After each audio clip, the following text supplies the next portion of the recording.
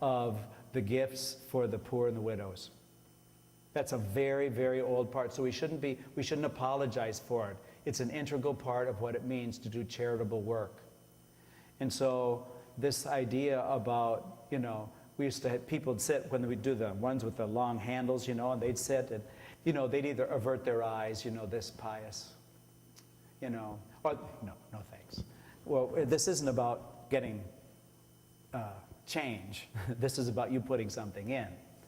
And so it's really important for us. Now, the other thing I would say is that in most of the places that do the bulletins for the kids, I would suggest that when it comes time for the collection, when we are finishing the intersections, that the guys should be ready, or the hospitality people should be ready to come down the sides. And then as soon as we sit down, they can come right down past the baskets and then get out of the way of the kids. But don't wait. That makes an unnecessary kind of a space time. So we're going to try to tighten that up a little bit. And then lastly, be ready to assist with any special activity or issues at Mass. This involves checking it ahead of time as well as paying any attention during the celebration. You need to kind of be the host and hostesses and kind of see if all the guests are being taken care of. We're going to continue to take attendance and record it on the orange sheet in the sacristy. That helps us out in a lot of planning. Watching for anybody needing special assistance during communion. And if you're not sure if the priest or one of the Eucharistic ministers knows that there's somebody in the back who needs communion, make yourself one of the last ones and say, somebody in the back needs communion. Somebody did that to me recently. I was out in public, and this guy said, say, Father, I want you to know that last week so-and-so and so-and-so didn't get communion. And I said, people got to tell us that stuff. Why don't people, flag me down or something? And he looked at me and he said, I didn't say you had to do it. I just thought you'd want to know.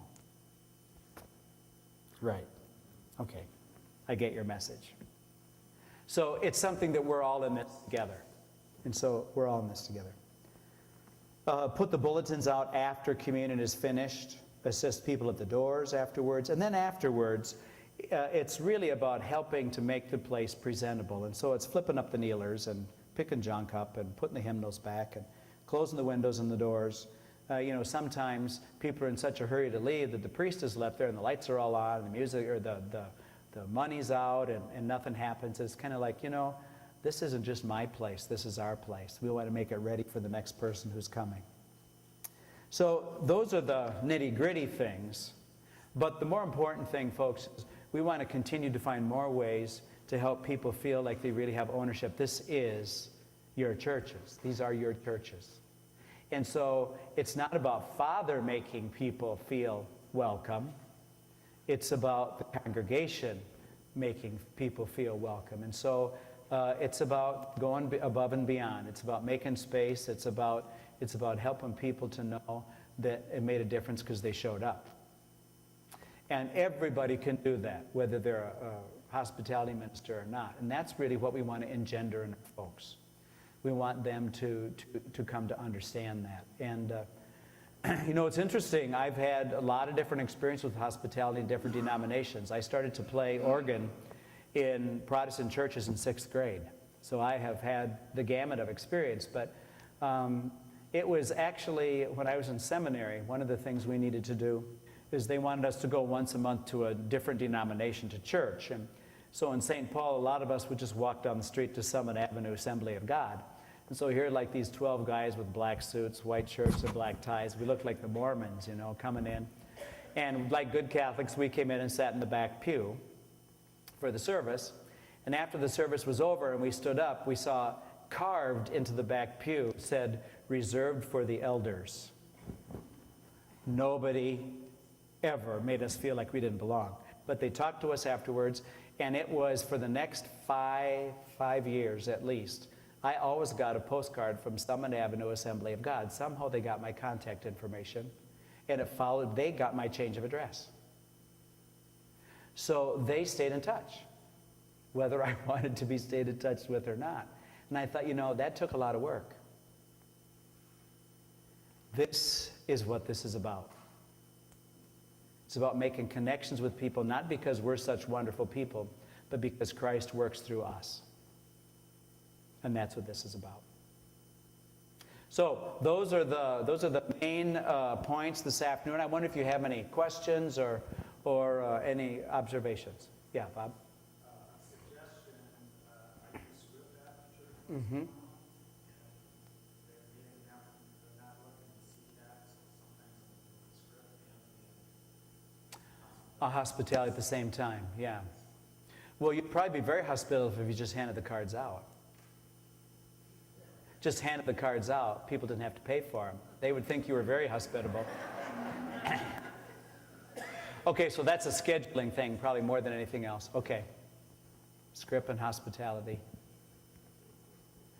Where are the lights and air conditioning turned on? In here, we'll show you afterwards, right around the corner in the cry room.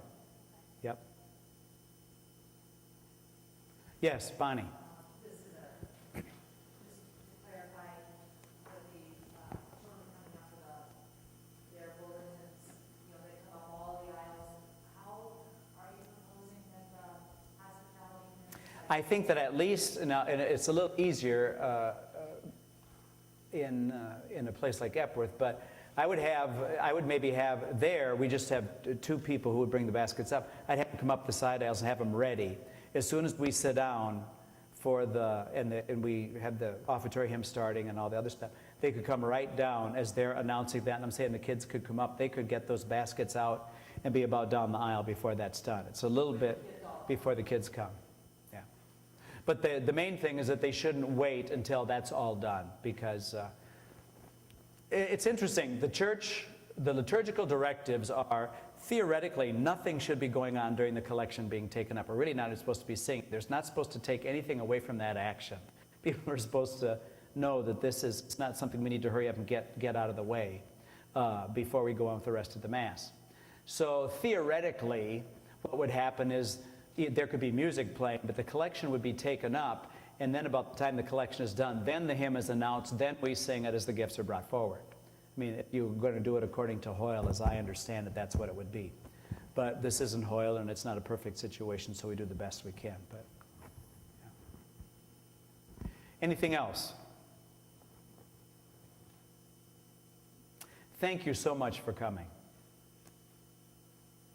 Everybody has different personalities, different approaches to these things, and that's what makes any community accessible. Everybody don't want to be like me because it'd scare the bejeebers out of people. We need all different kinds, because that's what the church is. And so I can't overemphasize that enough. So I want you to talk this up amongst your friends and tell them that they need to be doing this, because we really need it. And I'm very concerned here, because I know that Hope Church is really pounding the streets in Piasta. They really are. And I had a wonderful conversation with somebody from their congregation. They're great people, but they also know that the lion's share of their people are fallen away Catholics. I'm glad they're going someplace, believe me. But when you leave the sacraments and just kind of go carte blanche someplace else, then we're not doing something right. So this is ripe for picking out here, and we need to step up our game. Did you want to ask something, Kim? No, I just want to invite everybody else. Oh, that's right. We have snacks downstairs. Great. Thank you for coming.